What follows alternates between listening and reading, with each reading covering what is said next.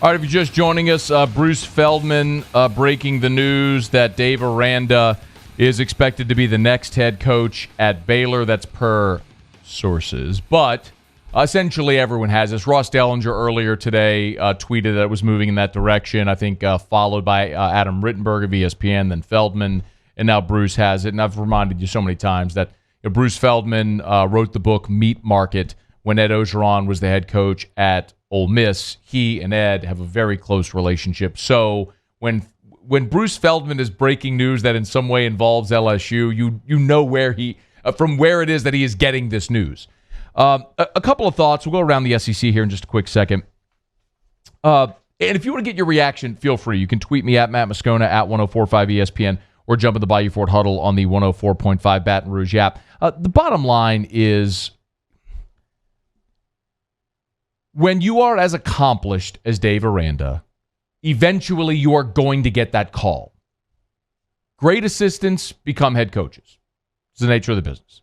It's actually kind of amazing that LSU's been able to hold on to Dave Aranda for 4 years, considering that for 4 years he's kind of been mentioned as a potential head coach among coordinators. There have been a lot of schools and some NFL franchises that have come kick the tires on Dave Aranda. We know how close it was with Texas A&M. We know how close it was with UNLV a month ago. There have been many others that never really got out, but trust when I tell you, there have been many others. And ultimately, family is what has kept Dave Aranda in Baton Rouge. His family went from Hawaii to Utah State to Wisconsin to LSU, all in a span of 5 or 6 years, and they loved Baton Rouge. They love Baton Rouge. His wife, Dion, loves Baton Rouge. Their children have lots of friends, and they've really enjoyed being here. And I think family has been the pull to keep Dave here as long as he's been here. But for that, I think he would have been gone already. Just look at his history and how much he moved prior.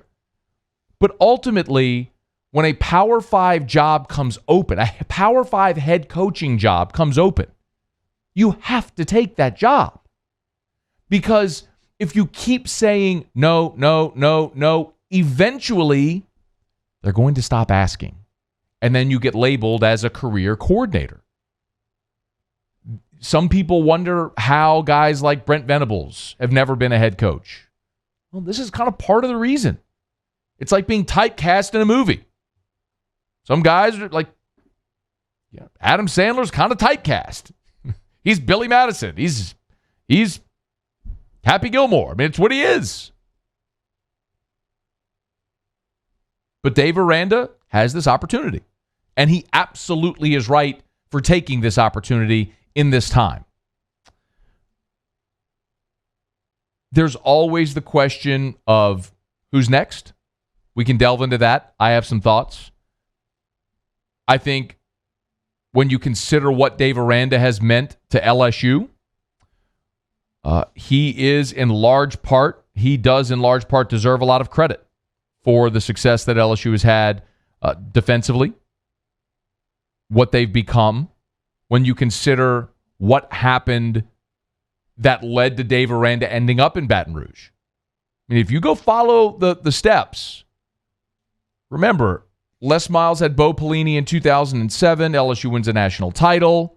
After that, he has the co-coordinator disaster in 08. He hires John Chavis. Chavis stabilizes the defense, makes them really fantastic, and ultimately led toward playing for a national championship in 2011. And then things got a little rocky, and Chavis ends up going to Texas A&M, and they hire Kevin Steele, and he's here for 1 year. He bolts to Auburn, and then Miles was kind of exposed again at that point. And he hired the best defensive coordinator in college football. He went and got Dave Aranda away from Wisconsin and got him to Baton Rouge. And he deserves a lot of credit for that. And Ed deserves credit for retaining Dave Aranda and giving him the autonomy to run his defense and make it one of the best, most productive defenses in college football. But this was an inevitability. When you win, and you win at this level, you are going to lose assistants. You're going to lose position coaches to coordinator jobs. You're going to lose coordinators to head coaching jobs or to the NFL. And so in one offseason, LSU's got to replace both Joe Brady and Dave Aranda. Now, there's going to be no shortage of applicants because when you pay the types of salaries that LSU pays, when you provide the launch pad for a career that LSU provides for assistants that can come to Baton Rouge, coach elite talent, have success, and then end up like Joe Brady after 1 year as a coordinator in the NFL or Dave Aranda as a head coach in a Power 5 job for his first job, you're going to be in demand. Now the onus is on Ed Orgeron to sift through all those resumes and make the right hire again. He inherited Dave Aranda. This will be Ed Orgeron's first defensive coordinator hire. Let's see what direction he goes. For Dave Aranda, you got to be thrilled. For LSU, you thank Dave for his service, just like you do with Joe Brady.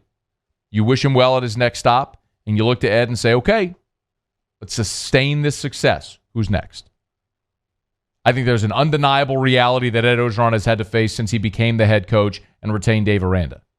You weren't going to keep Aranda for 20 years. He was never going to be a lifer defensive coordinator at LSU. So my hope and my natural assumption is that Ed Orgeron has had his very short list of potential replacements in his pocket, scribbled down on a sheet of paper for some time now. Time to pull that list out and start making some phone calls. Dave Aranda, new head coach at Baylor. Bruce Feldman reporting it, waiting on official word from Baylor. But as of now, that is the news from Bruce Feldman and other outlets that are reporting it now as well. All right, it's After Further Review. Glad to have you aboard with